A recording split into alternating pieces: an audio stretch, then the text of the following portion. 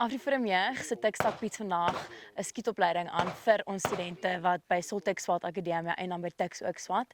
Die doel van die skietopleiding is om ons studente bietjie meer veiligheidsbewus te maak en hulle nuwe vaardighede aan te leer.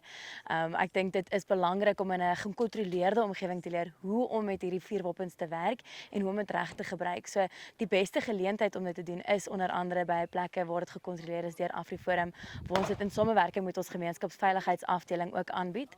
Waar ons van ons beste instrukteurs hier het vandag hoe ons studente kan leer. So ja, dit is regtig 'n groot voorreg om te sien hoe ons studente werk maak van hulle veiligheid en hulle self meer vaardighede aanleer. Ek's Manus Du Plessis, ek swaat BSc plan grondkunde by Tuks. Ek het vandag hiernatoe gekom omdat ek juis self vuurwapen by my wil dra eendag. Die opleiding wat ons kry is baie professioneel, die instrukteurs is regtig baie goed. Vandag het ons maar geleer hoe om gemaklik te raak met jou geweer, hoe om uit die holster uit te haal en te vuur.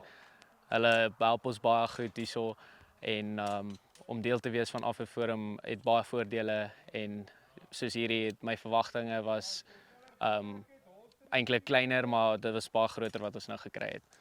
Hallo julle almal, ek is Bianca Silje, ek is 'n derde jaar aktuariël student by Tuks.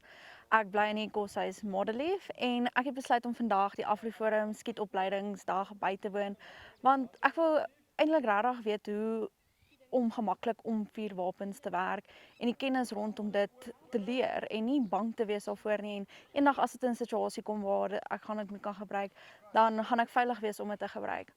Wat ek vandag sover geleer het is these amazing mense wat help met die opleiding en wat elke keer jou net help om te verbeter. Soos as jou groeping verkeerd is of hoe jy vashou, hulle help jou met dit alles. Dit is lekker om mense te ontmoet wat van die skietgemeenskap af is en wat 'n passie daarvoor het, en ek wil ook daai passie eendag by hulle aanleer.